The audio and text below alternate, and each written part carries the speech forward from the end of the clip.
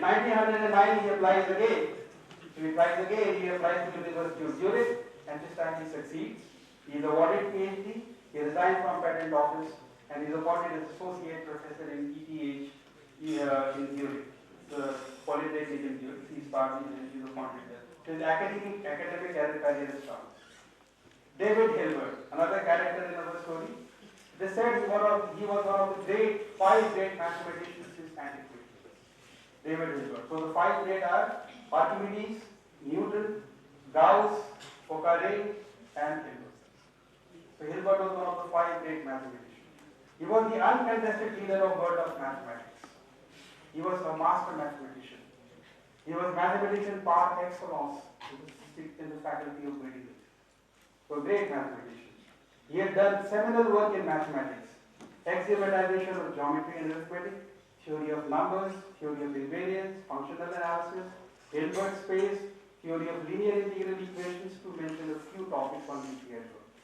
Interestingly, in 1900, he proposed a set of 23 unsolved problems in mathematics. So these are some problems of these are still unsolved, and people are trying to solve them. Interestingly, in this list of 23 problems, the sixth problem was about the axiomatization of physics. His idea was, and I have underlined it here, I have quoted here, to treat in the same manner by means of axioms those physical sciences in which already today mathematics plays an important role. So he wanted to axiomatize physics. It means reduce all consequences of physics starting from few axioms which are either self-evident or are based on experimental facts in a very logical and systematic fashion. So this was what his idea was. Marcel Grossmann was another mathematician. He was a friend and classmate of Einstein. In 1900, he graduated from Federal Polytechnic School and became professor at ETH Zurich. He was an expert on differential geometry. So we will see later in our talk, differential geometry is the mathematical tool needed for general theory. And in 1930, he collaborated with Einstein on general theory of relativity. So Marcel Grossmann is the third character. Now before we go on to the main story, we have to understand a little bit about what relativity is. Not a great deal, but very elementary. Because then only we will be able to understand and appreciate the story, which will come later.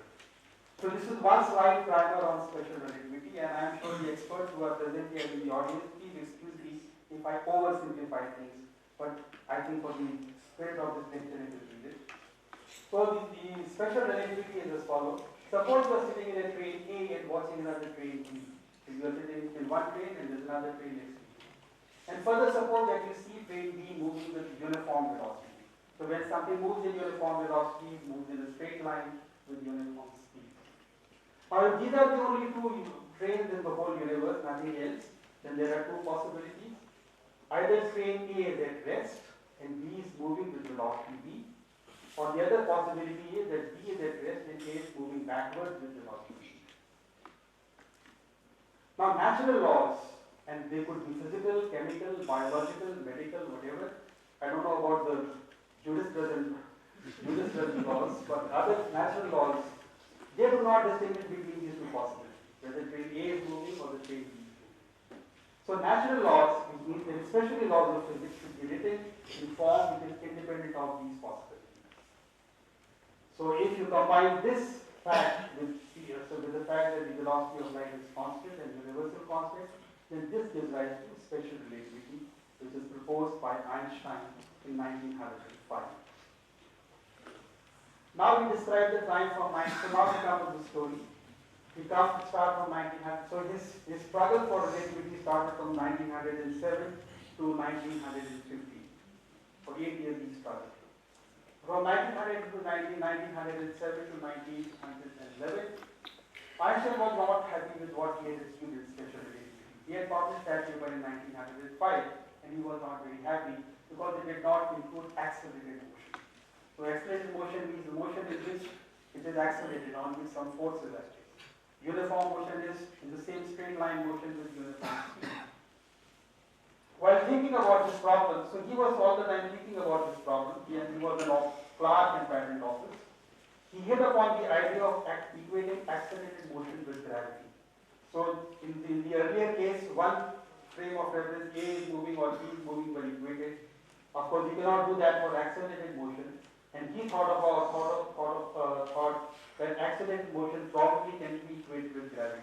So either you are accelerated or you are sitting in a gravitational field. These two situations can be equated.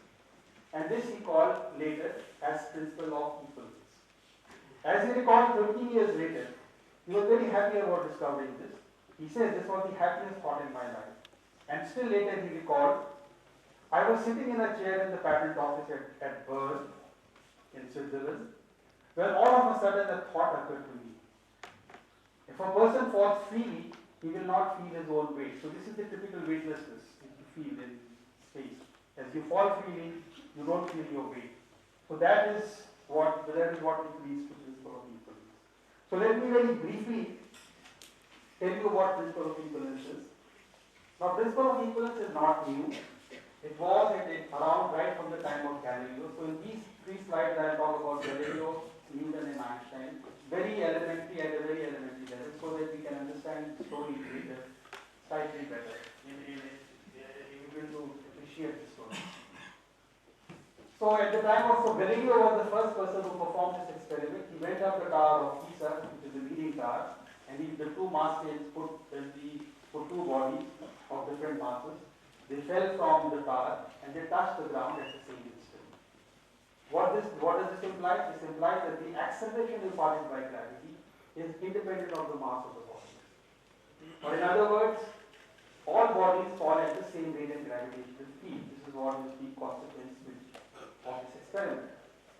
Now this is an experimental fact. The fact that gravity imparts same acceleration to bodies independent of the nature of the body is an experimental fact. It has been verified not only by Galileo but by many more sophisticated experiments, and I have shown a few experiments there. So this is an experimental fact. Then comes Newton 100 years later. Newton introduced the concept of force.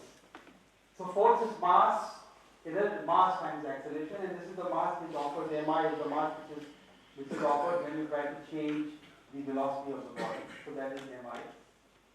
Now imagine that you have sun and comet, and if there is no sun, then the comet will move in a straight line with constant speed. Now if there is sun close to the comet, then the comet moves in a curved path. And Newton said that the reason why it moves in curved path is because there is a force of gravitation, and he gave a formula which is G times mg. So another mass enters there in that formula. This is the mass of sun, and r is the radius, r is the distance between sun and the comet. So it curves. It curves because of this force. The comet moves in a curved trajectory because of this force. Now if you equate these two forces, the force here and the force there, and then further if you assume that the mass here is this mass which appears there and here are same, then you get the consequence that the acceleration is independent of the mass of the object on which it is acting. So in that sense, Newton was consistent with the principle of equivalence. So Newton's view is the path of the comet is curved near the sun because there is force of gravity. This is what we learn from this slide. Now Einstein comes 400 years later, and he thinks as follows. The effect, so that we have already seen, that the effect of gravity, which is acceleration, is independent of the masses of the body. It is independent of the nature of the body. It is independent of properties of the body. So different masses fall at the same rate. So if the effect of the gravity is independent of the mass of the body, he said that the effect of gravity can be encoded in the background space. So he says that I am going to take the effect of the gravity and not put it on the object, but actually in the space around it. He said it curves the space. So Einstein's picture is as follows. There is no concept of force in his theory. What he says is that the sun curves the space around it, as Sanjay was referring about 15-20 minutes back. That the gravity of the sun curves the space around it, and other bodies have no option but to travel in this curved space. So the trajectory of other bodies or like comet is curved because it is moving in a curved space. There's no force. It just moves in the curve. So space is curved. It's just like path, which is curved. So if you move on a curved path, your trajectory, if somebody is seeing it from top, will appear to be curved. So here in that picture, sun has altered the space around it. It has become curved. The comet moves in this curved space, and therefore its trajectory is curved. So this is the physical basis of general relativity in very simple terms. More things to it, but we are not going to worry about that at the moment. In very simple language, the trajectory is curved because space itself is curved. So this is the physics basis of general relativity, and this was clear to Einstein in 1978. He knew that this is what we have to do. This is what the gravity does. It curves the space down. Now, what the next step you need is mathematics. You need mathematical equations which will tell you how the space is curved around the bottom. What is the curvature of the space around the mass of bottom? And of course, these equations, so he needs mathematical equations. And these, of course, equations will be covariant because if the space is curved, then it would be curved in the same way in all coordinate systems. So there is this important property of general covariance which these equations must follow. Now, before we go to his attempts, let me very briefly show you what the correct equation of relativity is. What is this correct equation?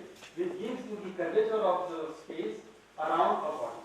So this equation is given there. You don't have to worry about this details. It is just consider that there are two terms there, T mu nu and d mu nu. T mu nu in some sense is the mass. In very rough sense is the mass.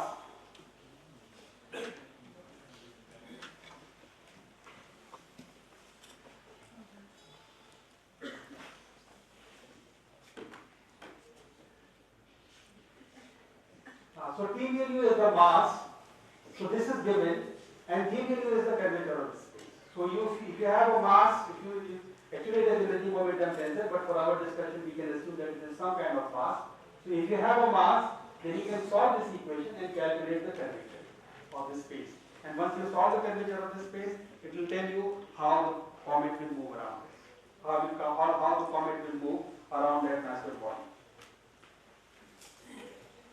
But Einstein does not know enough mathematics. So that's where the problem is. He doesn't know enough mathematics. In fact, he despised mathematics in his college days. Again, our students, many of you despise mathematics. Similarly, Einstein also despised mathematics, and he actually neglected it. He didn't even go and attend the classes. He was studying, and he said, I do not believe in mathematics. In 1900, he said, I do not believe in mathematics. His friends, Maurice Holloway, he said, Einstein often spoke against excessive use of mathematics in physics. He said, physics is essentially a concrete and intuitive science. Mathematics is needed, but not a great deal. But not very much. So now here is the problem. He understands the physics, but he doesn't know the mathematics. How to translate that physics into equations, he doesn't know enough. He doesn't know how to do that. So from 1907 to 1907 to 1910, now the thing is that this mathematics that is required for writing down these equations is there. It's already available. It's called differential geometry. But he didn't know it because he had neglected it. This theory, differential geometry, was already there. It was invented by mathematicians. Riemann, Levi Civita, Ricci in 1880s. It was already there, but he didn't know it.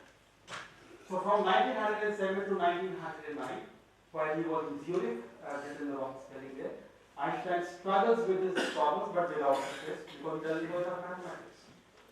Frustrated, he leaves this problem. He's frustrated, he cannot do this, he cannot solve this. He leaves this problem and moves on to other areas of physics. It's just like what Michael here, the fellow of the President of our Society, said, physicists, that if they are not able to solve simpler problems, they move on to solve more difficult problems. That is what we did. So from 8 to 11, as Patrick you were saying, Einstein is preoccupied with research so he moves to other fields of physics. He does research in light quanta, in black body radiation, critical pulses, but not really. He does work in all these things. For 3 years, he moves away from it. Now in 1910, he receives a call from German University of Prague, So Prague was part of this Austro-Hungarian Empire, which was German, and there was the German University of Prague for a full professorship. So he was associate professor in Zurich. Now he receives a call from Prague to become a full professor.